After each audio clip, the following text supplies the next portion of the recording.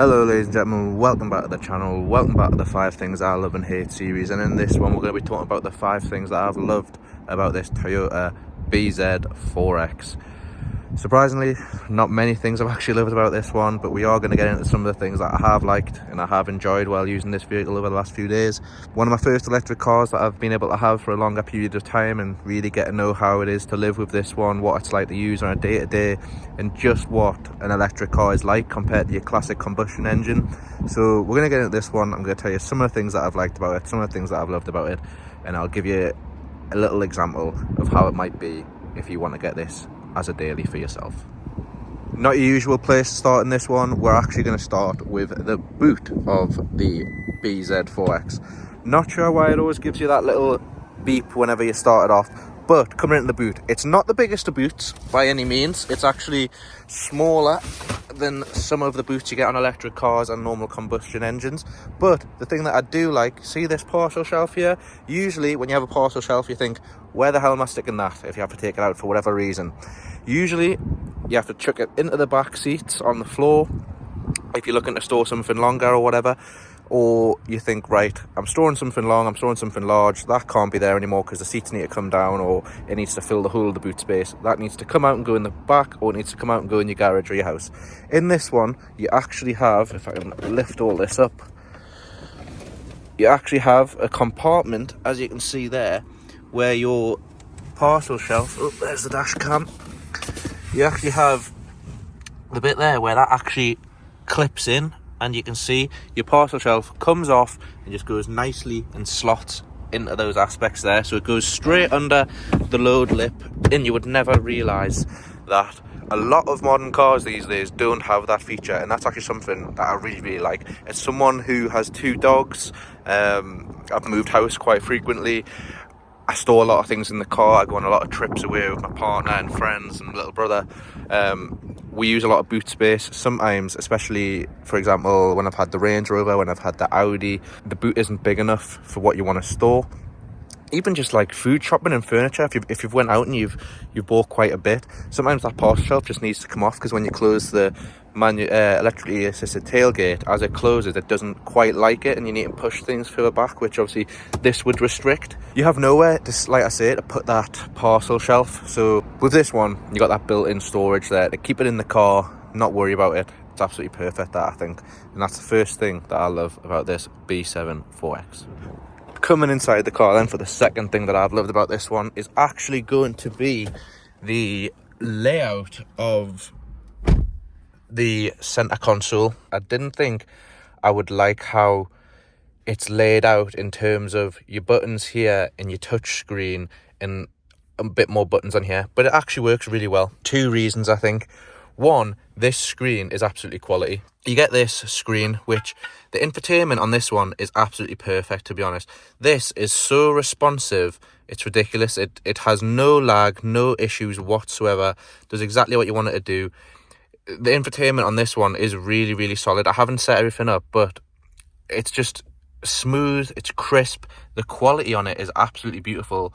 I did talk about the cameras on this one not being great, but the overall quality on this is really, really good, and that was the second thing I loved. This screen, fantastic. Honestly, really up there, to be fair. You talk about Range Rovers, Audis, Mercs, sometimes having a bit of a laggy display, not being as good as other competitors, like BMW's iDrive is always really good. But like in my Range Rover, say, the screens can be a bit laggy, a bit temperamental, be a bit slow to respond sometimes, get a bit of button delay. This one, not an issue whatsoever. Toyota have nailed it on this one, in my eyes.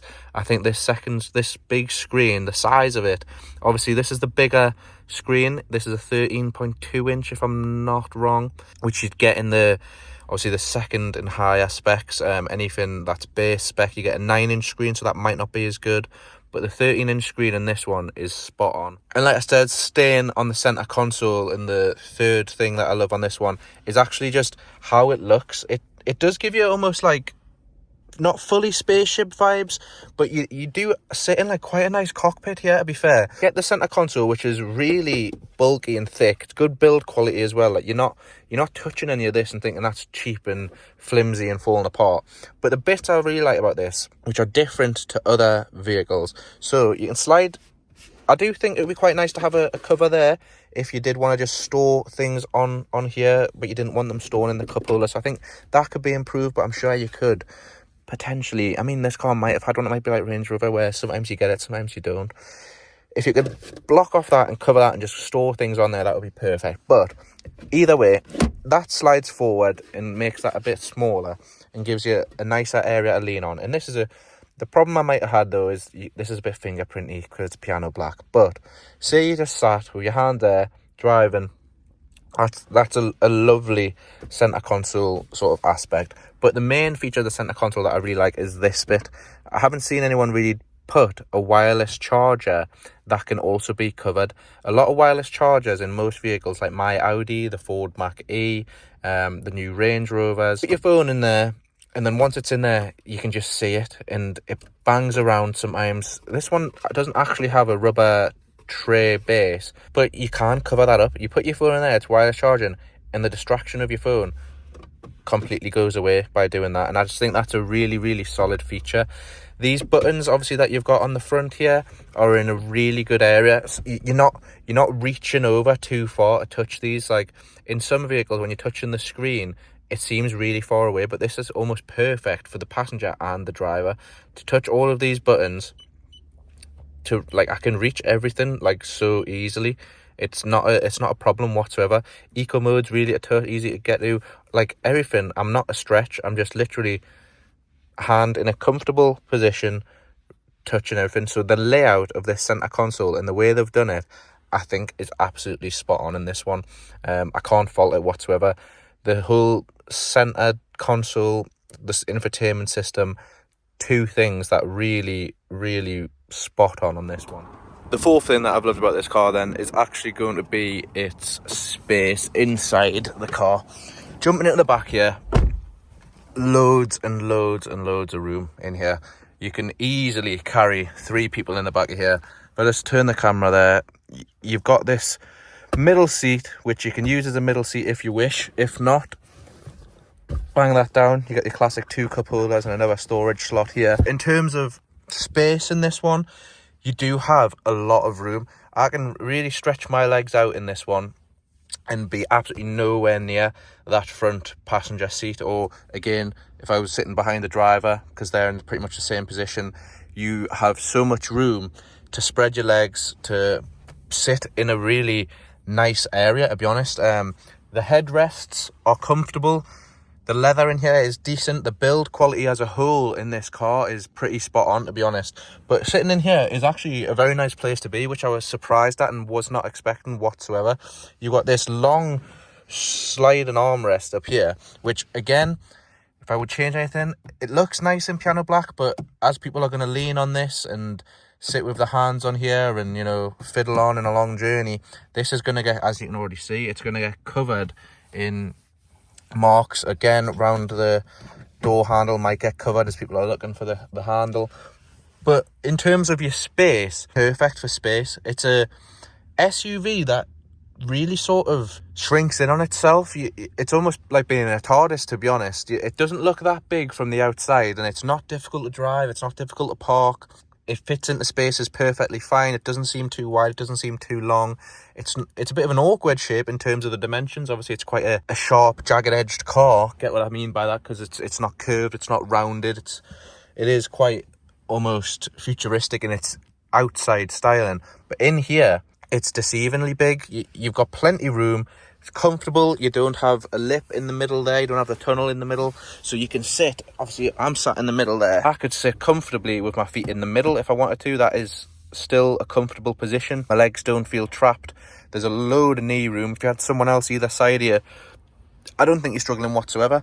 If you really wanted to spread your legs, you can put them either side like you would do in a conventional combustion engine car, and there's still plenty of room there either side for someone. So obviously if you're traveling with kids, I do think this is a spot on car to use as a traveller. Obviously in the front, as you can see, plenty room there. Talked about in the 5 things I hate video about this car, doesn't actually have a glove box in here. So the idea of that was to give the passenger more room for his knees or her knees.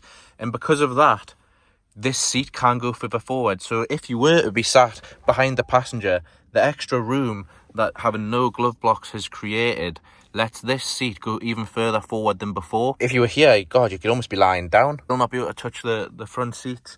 So yeah, the overall space inside of this one has actually been very, very surprising. I was not expecting it whatsoever to be as spacious and as roomy as it is.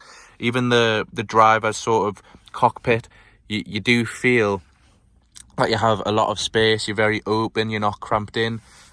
This one doesn't have a pan roof. I would probably spec it with a pan roof just to make the whole place feel a bit more open and airy. It doesn't actually need it. The headroom in here is spot on.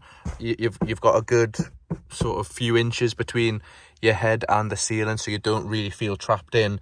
And there's a lot of windows in this one, as you can see. The back there, you've got that little window. You've got really large windows at the front windscreen is big itself. You also have the additional windows here, and you've got that sloping rear window, so it does actually feel very open in here. You're not feeling cramped and clustered, and it's not as dark as you might think. It's actually a really decent place to sit, and I was quite impressed with that one.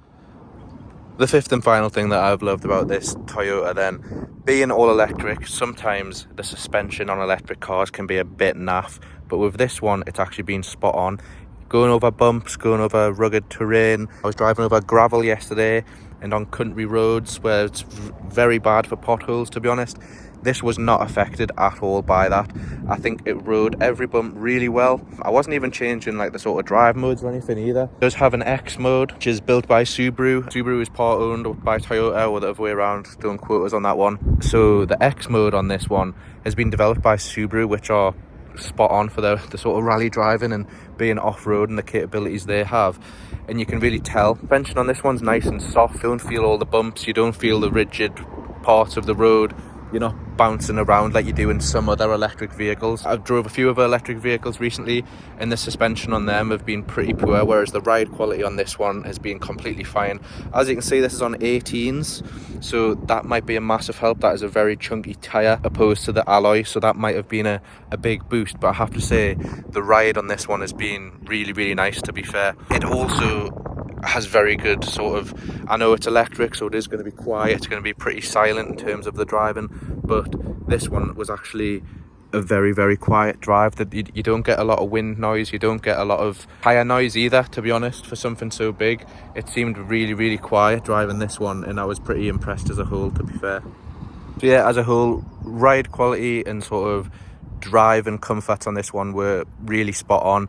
Toyota as a whole give you quite a lot of options as standard, which you wouldn't get in other vehicles in terms of driving assistance and driving sort of aids. As standard in Toyotas, you get lane keep assist and adaptive cruise control, so that does make the drive a lot easier for you as well and a lot more comfortable. And that's something that I didn't expect, to be honest. These things like adaptive cruise control, lane keep assist, lane centering, blind spot indicators, a lot of these things are options on other cars, which can be quite expensive. But Toyota, even in the most base spec of this car, they do give you adaptive cruise control and lane keep assist. So the actual drive of this car, I was very, very sort of surprised at. I wasn't expecting it to be as good as it is. It is a very smooth, calm, quiet drive. In terms of a Toyota, which sort of I don't think gets credit for being a good drive or a comfortable drive, this does do well. I wasn't expecting the suspension to be nice in this one because of other electric cars experiences, and I wasn't expecting this to do well on country roads, but it holds its own. I will give it that. It's got a good pull, it's got good torque. Obviously being electric, there's no lag when you put your foot down, and on country roads this one does hold its own. It does very well on country roads. It grips down and it hunkers down and it gets around corners quite nicely, to be fair, for such a big car. So yeah, I'm going to say one thing that I did really like about this one was its driving capabilities and the options as standard in this one. To have those options on the base spec and give you those driving aids from the very, very lowest model, I think that's really spot on from Toyota, to be fair, and it's really good for its customers. So this has been the 5 things I've loved about the Toyota all-electric BZ4X. Thank you all for watching.